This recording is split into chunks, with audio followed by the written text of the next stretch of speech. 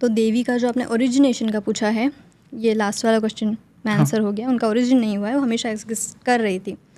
तो हम स्टार्टिंग से देखते हैं महाविद्या काली, और ये देवी नहीं है, ये जो मैनिफेस्टेशन हमको काली के बहुत सारे अभी अवतार हैं, अवतार तो नहीं मैनिफेस्टेशन तक ही रखते हैं, क्योंकि अवतार एक दूसरा कॉन्सेप्ट है, वो कैसे है, अवतार कहाँ से आते हैं, क्या है, वो दूसरा टॉपिक।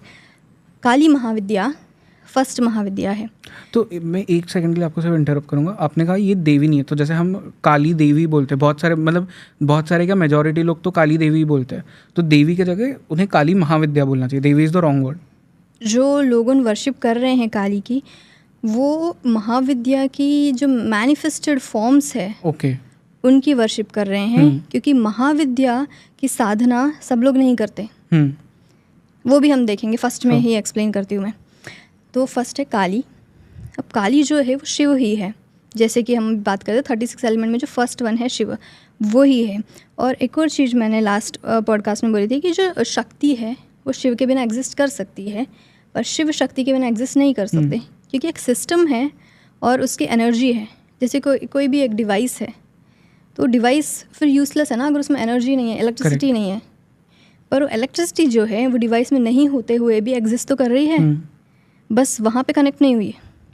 तो वैसे ही जो शक्ति है वो स्टार्टिंग से ही है, ओरिजिन क्रिएशन के पहले से, और वो क्रिएटिव फोर्स है जो आदि शक्ति है, वही है काली।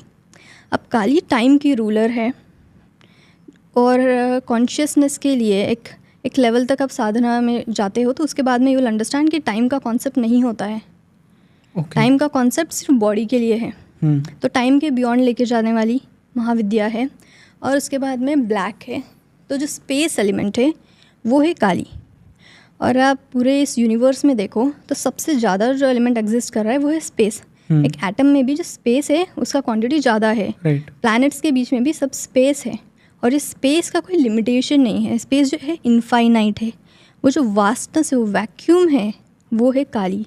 काली महाविद्या से एक माइंड में वैक्यूम क्रिएट होता है, लाइक थॉट्स नहीं होंगे, और सब वैक्यूम जैसे सक्शन हो जाएगा थॉट्स का। हाँ, वो डार्कनेस है, पर वो डार्कनेस में ही वार्मथ है। तो आपने सुना होगा काली साधक जो है वो बताते हैं, देखो बहुत सारे लोगों को डर भी लगता है महाविद्या, काली, तारा, तो वो लोग तो महाविद्या से बहुत दूर है अभी। तो जो बताते हैं कि काली है बहुत बहुत पीसफुल है, बहुत लविंग है, वही है काली का नेचर। जो डार्कनेस है वहीं पे वार्मथ है।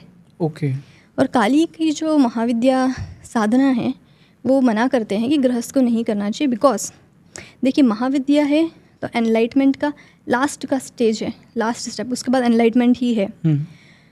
पर ये स्टेप में चलते हुए भी आप एनलाइटमेंट में रीच नहीं कर रहे हो, आप लास्ट वाले स्टेप पे हो, वर्ल्ड के स्टेप से मटेरियलिस्टिकली साधना करते हुए आप गए।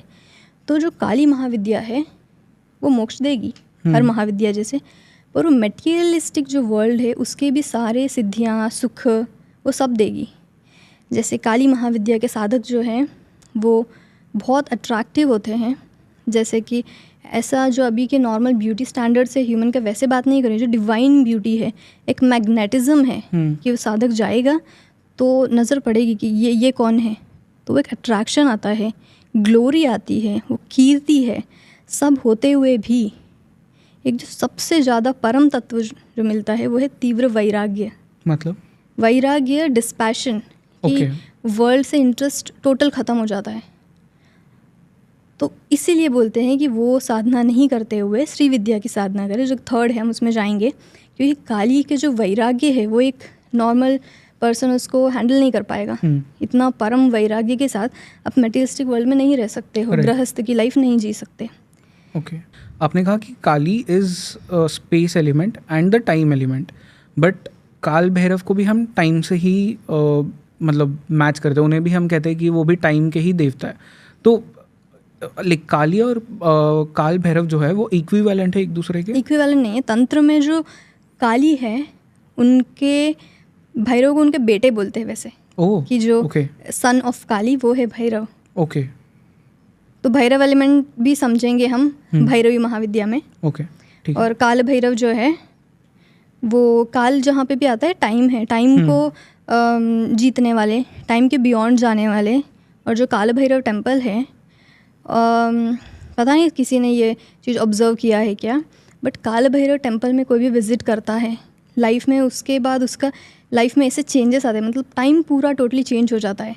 ओके। और जिसका टाइम चेंज होने वाला रहता है वो ही काल भैरव टेम्पल विज़िट करता है। ओके। एंड जब आप कहते हो कि जो काली महाविद्या है ये हमें टाइम के बियॉन्ड ले जाती है, टाइम के बियॉन्ड ले जाती है, उसका क्या मतलब होता है एग्जैक्टली? टाइम के बियॉन्ड ले जाती है, इसका बहुत सारे मीनिंग हैं।